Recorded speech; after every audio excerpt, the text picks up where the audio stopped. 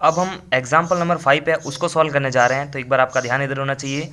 ये कह रहा है कि त्रिभुज ओ पी क्यू में जिसका पी कोण समकोण है, ओ पी बराबर 7 सेंटीमीटर है, O Q minus P Q बराबर 1 है, तो साइन क्यू और कोस क्यू के मान का जो है वो पता लगाना है।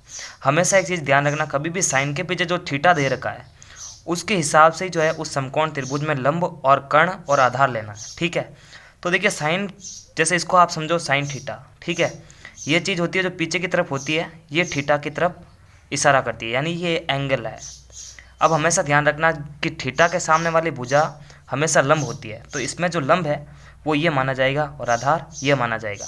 ऐसा नहीं कि आप पी क्यू को लंब मान ले और ओ पी को जो है आधार मान ले, जबकि ऐसा गलत होगा, क्योंकि हमेशा साइन थीटा जो है कोण पर ही डिपेंड करता है कि लंब कौन सा लेना है, आधार किसको रखना है। ठीक है, तो हमेशा ध्यान रखना कि थीटा के सामने वाली भुजा होती है लंब, तो यहाँ पर जो है मैं पहले ही क्लियर कर दूँ कि लंब जो है अपन थीटा के सामने वाली भुजा, तो साइन क्यू है, यहाँ पर क्यू के सामने वाली भुजा ये ओ पी है, तो ओ पी इसमें लंब माना जाएगा और आधार माना जाएगा पी क्यू बराबर इसमें आधार लेंगे अपन। अब जो है यहाँ पर एक चीज़ पता लगानी है कि इनके मान कैसे निकाल सकते हैं। तो हमारे को पता है कि लाल बट्टा कक्का का जो फॉर्मूला है, लाल बट्टा कक्का से क्या निकलता है कि साइन के लिए होता है लंब बट्टा कर्ण और आधार बट्टा कर्ण होता है कोस के लिए। तो हम यहाँ पर अगर पता लगाएं कि लंब तो हमारे पास में है लेकिन कर्ण नहीं है, और ना ही आधार बट्टा कर्ण है, यानी आधार भी नहीं है और लंब भी नहीं है। मतलब देखिए लंब तो है हमारे पास में, ठीक है, ओ पी लंब है, लेकिन आधार नहीं है और कर्ण नहीं है। तो हम इसमें क्या करेंगे, पाइथागोरस का यूज करेंगे और आधार और कर्ण इसमें ज्ञात कर देंगे। तो देखो किस तरह से ज्ञात करेंगे, हम लिखेंगे यहाँ पर त्रिभुज ओ पी क्यू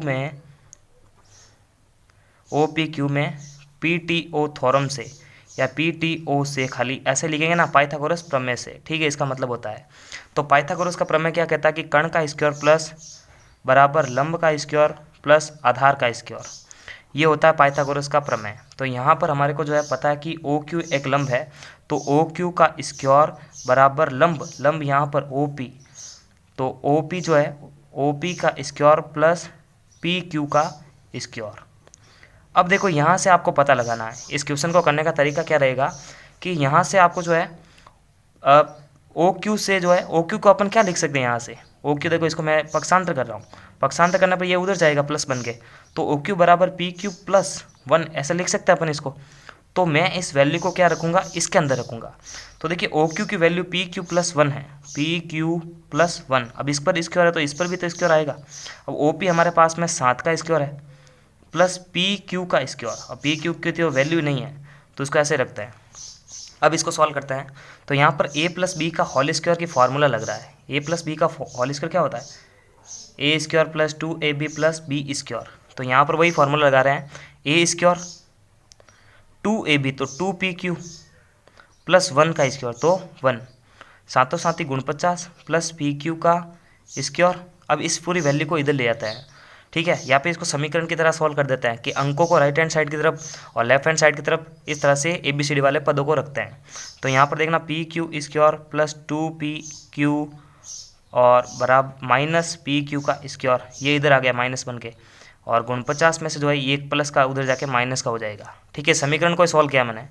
अब pq माइनस का और प्लस का कैंसिल हो जाएगा, 2pq बराबर गुण 50 में से एक जाएगा 48 बचेगा, और अब इसका इसमें भाग जाएगा तो pq कितना आ जाएगा, 24 आ जाएगा। अब देखिए जब pq हमारे पास में वैल्यू आ चुकी है 24 सेंटीमीटर की, तो यहाँ से OQ भी तो निकाल सकते हैं। तो देखो OQ कैसे निकालते हैं कि OQ की जो वैल्यू है क्वेश्चन से ही PQ प्लस 1 है, तो PQ की वैल्यू तो हमने 24 निकाली है और प्लस का 1 तो इसमें था ही, तो OQ की वैल्यू निकल गई 25 सेंटीमीटर। यानी सारे मान हमारे पास में आ चुके हैं। अब लाल बट्टा कक्का के फॉर्मूले से जो है साइन क्यू और कोस क्यू निकाल सकते हैं। ठीक है, तो यहाँ पर OQ की जो वैल्यू है वो 25 सेंटीमीटर निकल चुकी है और PQ की वैल्यू निकली है 24 सेंटीमीटर। अब लेते हैं प्रश्न अनुसार साइन क्यू का मान। साइन क्यू का मतलब होता है लंब बट्टा कर्ण, तो थीटा के सामने वाली भुजा ये लंब, तो 7 सेंटीमीटर बट्टा कर्ण जो हमने ज्ञात किया 25 सेंटीमीटर। और उसी प्रकार कोस थीटा की वैल्यू जो है वो निकलेगी, कोस थीटा क्या होती है, आधार बट्टा कर्ण, तो आधार तो यही रहेगा 24 और कर्ण जो हमने ज्ञात किया 24/25 सेंटीमीटर।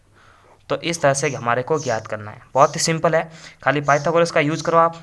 और OQ की जो वैल्यू है यहाँ से ये लिख दो और फिर a प्लस बी का होल स्क्वायर लगा के इसको सॉल्व करो तो पी क्यू की वैल्यू निकलती है। सबसे पहले पी क्यू निकालना है, पी क्यू निकलेगा तो ओ क्यू ऑटोमेटिक निकल जाता है, फिर इसको सॉल्व करना है। तो नमस्कार, थैंक्स फॉर वॉचिंग, और पूरे चैप्टर की प्लेलिस्ट की लिंक आपको वीडियो के डिस्क्रिप्शन बॉक्स में मिल जाएगी।